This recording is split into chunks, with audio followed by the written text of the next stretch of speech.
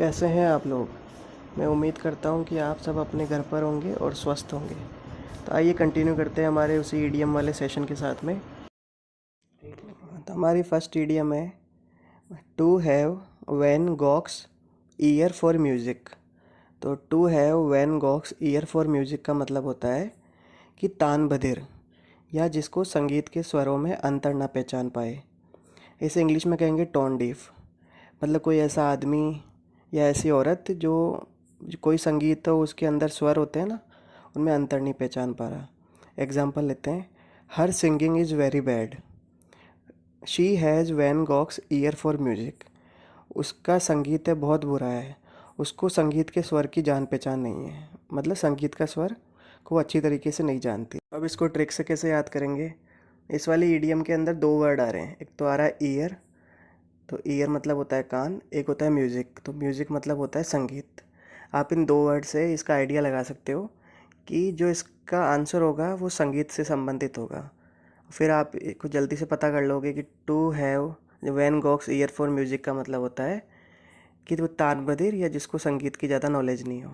हमारी next idiom है to pig out. तो टू पिग आउट का मतलब होता है to eat a lot and quickly. मतलब कि बहुत ज़्यादा और तेज़ी से खाना। कोई इंसान होता है जो मतलब बहुत उसको जल्दी जल्दी खाता है किसी चीज़ को और ज़्यादा क्वांटिटी में खाता है, तो उसके लिए ये वाली इडियम काम में आती है, टू पिग आउट। अब इसके दो एग्जांपल देखते हैं कि we pigged out on all the delicious cakes and pastries. कि हमने सारे जितने भी केक्स थे और पेस्ट्रीज थे हमने जल्दी जल्दी खा लिए। और एक और एग्जांपल है we pigged out at lunch time. कि हमने लंच टाइम पे बहुत जल्दी जल्दी खाया। अगर आपको वहाँ पे खाने का मेंशन कर रखा हो, मतलब खाना दिया हुआ हो आप क्या खा रहे हो, तो उसके साथ आप इसके साथ ऑन लगा देना, पिक्ड आउट के साथ ऑन लगा देना अगर खाना मेंशन करा हुआ हो तो। और खाना मेंशन नहीं करा हुआ हो तो picked out as it is आएगा, उसके साथ में कुछ भी प्रिपोजिशन लगाने की ज़रूरत नहीं है। अब अगर इसको आपको ट्रिक से याद करना हो तो आप याद कर सकते हो, पिग यानी होता है सूअर और आउट यानी बाहर। तो जो बाहर जो सूअर होते हैं वो किसी भी चीज़ को कितनी जल्दी जल्दी खाते हैं और कितनी तेज़ी से खाते हैं। हमारी नेक्स्ट इडियम लेते हैं। तो नेक्स्ट इडियम है कि यूज वंस लॉफ। तो यूज वंस लॉफ का मतलब होता है कि यूज वंस कॉमन सेंस या थिंक स्मार्ट। यानी बहुत ज़्यादा स्मार्टली तरीके से सोचना, अपना विवेक इस्तेमाल करना या फिर चतुराई से सोचना। एग्जाम्पल लेते हैं, I wish people would use their loaf while driving on the road. कि मैं उम्मीद करता हूँ, मैं प्रार्थना करता हूँ कि लोग जब रोड पर ड्राइविंग करें तब अपना कॉमन सेंस काम में लें। तो यहाँ पे कहने का मतलब है कि एक्सीडेंट से बचें, वो अपना कॉमन सेंस काम में लें और वो तरीके से ड्राइव करें। अब अगर इसको ट्रिक से याद करना हो तो इसका बहुत सिंपल तरीका है कि इसमें आ रहा है वंस। तो वन का मतलब होता है एक, और लॉफ, तो लॉफ का मतलब होता है कि एक रोटी का टुकड़ा, मतलब डबल ब्रेड होती है रोटी, उसको बोलते हैं लॉफ। तो किसी इंसान के पास यदि एक ही रोटी है और इसे पूरे दिन भर चलाना है तो वो उसको बिल्कुल तरीके से यूज में लेगा, अपने कॉमन सेंस लगाएगा और उसको तरीके से यूज में लेगा कि सुबह भी खानी है, दिन में भी खानी है, शाम को भी खानी है, और एक ही रोटी है। तो इससे आप याद कर सकते हो वंस और लॉफ से कि ना यूज वंस कॉमन सेंस, अपना विवेक इस्तेमाल करना। हमारी नेक्स्ट ईडियम लेते हैं। हमारी नेक्स्ट ईडियम है कि the lights are on but nobody is home. तो the lights are on but nobody is home का मतलब होता है कि किसी को स्टूपिड पर्सन के बारे में बात करना, to talk about a stupid person. यानी कि मूर्ख व्यक्ति के लिए बात करना या फिर जो व्यक्ति जो विवेकहीन हो उसके लिए बात करना। तो एग्जाम्पल देखते हैं, I tried all to understand him but lights are on but nobody is home. कि मैंने उसे समझाने की खूब कोशिश करी लेकिन वो पूरा मूर्ख है, वो मेरी बात नहीं समझ रहा है। तो इस हिसाब से इस ईडियम का मतलब हुआ है कि किसी स्टूपिड पर्सन के बारे में रेफ़र करना, उसके बारे में इंडिकेट करना।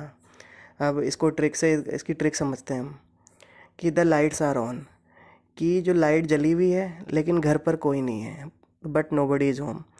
अगर कोई किसी अपने घर से कुछ दिनों के लिए बाहर जा रहा हो तो क्या करेगा, जनरली हम जो नॉर्मल पीपल क्या करते हैं, अगर कोई घर से बाहर जा रहा होता है तो वो उस घर की सारी लाइट बंद करके जाता है। लेकिन कोई इंसान जो अगर घर से बाहर जा रहा हो और घर की सारी लाइटें जला के चल जाए तो वो एक तरीके से स्टूपिड पर्सन ही होगा, क्योंकि एक स्टूपिड आदमी, जो मूर्ख आदमी ऐसा काम कर सकता है।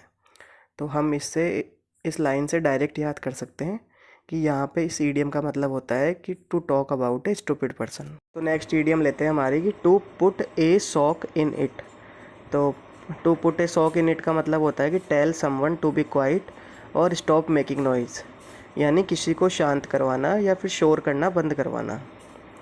जब हम किसी को, कोई मान लो शोर कर रहा हो या फिर मतलब चिल्ला रहा हो, हम उसे कहें कि भाई आप चिल्ला क्यों रहे हो, चुप हो जाओ, तो उसके लिए ये वाली ईडियम काम में आती है कि to put a sock in it.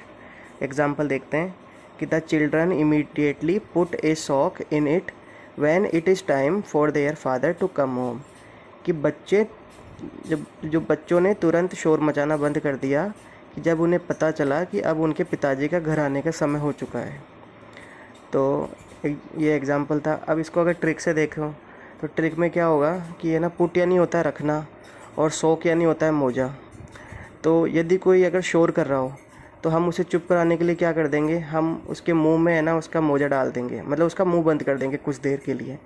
तो आप इसको है ना कि सॉक और पुट इन दोनों से याद कर सकते हो कि इसका ईडियम का मतलब होगा किसी को चुप कराना या शोर करना बंद करवाना। तो इन दो वर्ड से आप इनका डायरेक्ट कनेक्शन कर सकते हो। अब नेक्स्ट ईडियम लेते हैं हमारी। तो नेक्स्ट ईडियम है have a cast iron stomach. तो have a cast iron stomach का मतलब होता है have no problems with eating anything और ड्रिंकिंग एनीथिंग। कि आप कितना भी खाओ या कितना भी पियो, आपको शरीर से संबंधित कोई प्रॉब्लम नहीं होगी। मतलब आप ना तो कभी बीमार पड़ोगे ना आपको कभी दिक्कत आएगी। अब इसे समझते हैं ईडियम को। तो आपको पता है कास्ट आयरन मतलब होता है कच्चा लोहा और स्टोमक मतलब होता है पेट। यदि मान लो किसी का पेट, कोई लोहे का पेट बना हो, तो लोहे के पेट में हम कुछ भी डालेंगे या वो कुछ भी पिएगा, उसे कभी कोई दिक्कत थोड़ी आएगी, क्योंकि उसका पेट ही लोहे का बना हुआ है। तो वो चाहे कुछ भी खाए या कुछ भी पिए, उसे शरीर से संबंधित कोई प्रॉब्लम नहीं आएगी। तो हम इसे इस तरीके से याद कर सकते हैं कि आयरन स्टोमक यानी लोहे का पेट बना हुआ होना, जिसका मतलब ये हुआ कितना भी खाओ या कितना भी पियो कोई परेशानी नहीं आना। एग्जाम्पल समझते हैं इसका कि 9 burgers in 1 sitting, he must have a cast iron stomach. कि 9 बर्गर्स उसने एक बार में खा लिए, एक बार में बैठे बैठे वो 9 बर्गर खा गया। इसका मतलब यह है कि उसका पेट इतना शक्तिशाली है कि उसे बाद में कोई परेशानी नहीं आने वाली। तो इस तरीके से इस ईडियम को हम आराम से याद कर सकते हैं। हमारी नेक्स्ट ईडियम है everything but the kitchen sink. तो everything but the kitchen sink का मतलब होता है कि almost all that you can imagine of something. कि आप जितनी कल्पना कर सको उतनी कल्पना कर लेना किसी भी चीज़ के बारे में, यानी कि मतलब संभव कल्पना करना, यथासंभव कल्पना करना। तो जैसे इसको समझते हैं क्या है ये, कि किचन मतलब होता है कि रसोई, और सिंक यानी होता है डूबना, और एवरीथिंग मतलब कि सारा का सारा जो भी है आपके पास में। अब मान लो अगर किसी के एरिया के अंदर बाढ़ आ गई है और किसी के घर के अंदर किचन में इतना पानी भर गया है कि उसका पूरा किचन डूबने वाला है, और उस व्यक्ति ने सारा का सारा ट्राई कर लिया, हर कोशिश कर ली कि अपने किचन को डूबने से बचाने के लिए, लेकिन वो लास्ट में वो मतलब पॉसिबल नहीं हुआ और वो सब कुछ नष्ट हो गया। तो एवरीथिंग मतलब उसने सब कुछ जितना वो सोच सकता था, उसने पानी को बाहर निकालने का ट्राई करा, उसने जितना कल्पना कर सकता था उतना ट्राई करा, लेकिन आखिरी में वो पॉसिबल नहीं हुआ। तो हम इस हिसाब से याद कर लेंगे कि किचन यानी रसोई और सिंक यानी डूबना। तो कोई रसोई मतलब डूबने वाली थी पानी के अंदर या नष्ट होने वाली थी, उसने पूरी कोशिश करी, जितना वो इमेजिन कर सकता था उसने कोशिश करा, लेकिन लास्ट में वो जाके सक्सेस नहीं हुआ। अब इसका एग्जांपल देखते हैं। एग्जांपल है कि here is a website that has everything but the kitchen sink. कि यहाँ एक वेबसाइट है कि जहाँ आप जो भी सोच सकते हो उसके बारे में मिल जाएगा आपको। कि उस वेबसाइट पर आपकी कल्पना करोगे ना उतना हर कोई उस पर डाटा रखा हुआ है, उसमें हर चीज़ रखी हुई है उस वेबसाइट पे। तो हमें इसे इस तरीके से याद कर सकते हैं। नेक्स्ट ईडियम लेते हैं हमारी। नेक्स्ट है इन ए जैम। तो इनका मतलब होता है इन ए जैम का कि इन ए डिफ़िकल्ट सिचुएशन और इन नीड ऑफ हेल्प। कि किसी कठिन परिस्थिति में सहायता मांगना। तो एग्ज़ाम्पल देखते हैं पहले इसका। I found my self in A jam when my car over heated on the highway. कि मैंने अपने आप को इतनी कठिन परिस्थिति में पाया और मैं इस कठिन परिस्थिति में सहायता मांगने को मजबूर हो गया कि जब मुझे पता लगा कि हाईवे के बीचों बीच मेरी कार गर्म होकर रुक गई है। मतलब वो उस परिस्थिति में आ गया था कि उसे किसी की हेल्प मांगनी पड़ेगी। अब इसे अगर याद करना हो तो उसका बहुत सिंपल तरीका है। इसमें वर्ड आ रहा है जैम। इसे ऐसे याद कर लो, जैम की जगह जाम। तो यदि रोड पे जाम लग जाता है और आपको कहीं पे जाने की बहुत ज़्यादा इमरजेंसी हो तो आप एक डिफ़िकल्ट सिचुएशन में फंस जाओगे, क्योंकि जब तक जाम क्लियर नहीं होगा आप आगे नहीं जा पाओगे। हम इसे इस हिसाब से याद कर सकते हैं कि इन ए जैम का मतलब होता है इन ए डिफ़िकल्ट सिचुएशन या फिर इन नीड ऑफ हेल्प। तो दोस्तों हमारी लास्ट इडियम लेते हैं। हमारी लास्ट इडियम है सेशन की, ए टफ कुकी। तो इस इडियम को समझने से पहले दोस्तों मेरी आपसे एक रिक्वेस्ट है, यदि आपको मेरा पढ़ाया हुआ थोड़ा बहुत भी समझ में आ रहा है या फिर आपको इससे थोड़ा बहुत भी फ़ायदा मिल रहा है तो प्लीज़ इस चैनल को शेयर करें अपने सारे दोस्तों के साथ में और उन्हें मोटिवेट करें आगे और शेयर करने के लिए, और जितना हो सके इस चैनल को सब्सक्राइब कर दें आप। तो अब इसे आगे लेते हैं, इडियम को समझते हैं। ए टफ कुकी का मतलब होता है कि somebody who is strong enough to deal with difficult situation, यानी कोई ऐसा इंसान जो मुश्किल परिस्थितियों में लड़ने के लिए समर्थ हो। चाहे कितनी भी मुश्किल परिस्थिति आए वो वहाँ पे डट कर खड़ा हो जाए, उसे मतलब किसी भी चीज़ की चिंता नहीं हो आगे क्या दिक्कत आने वाली है। एग्ज़ाम्पल लेते हैं कि my grandmother raised 6 kids on her own, she was a tough cookie. कि मेरी दादी माँ है, उन्होंने अपने खुद के दम पर अपने 6 बच्चों का पालन पोषण करा है, अपने 6 बच्चों को बड़ा करा है। वो ऐसी औरत है जो मुश्किल परिस्थितियों में भी लड़ने के लिए समर्थ है। तो हम इसे इस हिसाब से बिल्कुल याद कर सकते हैं। अब अगर इसको ट्रिक से याद करना हो तो कुकी यानी होता है बिस्किट और टफ़ यानी होता है मजबूत।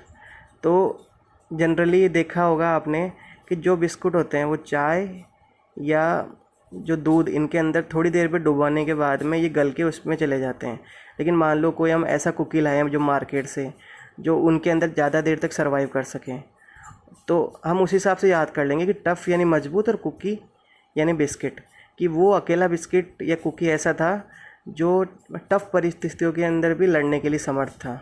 हम इसे इस हिसाब से याद कर सकते हैं।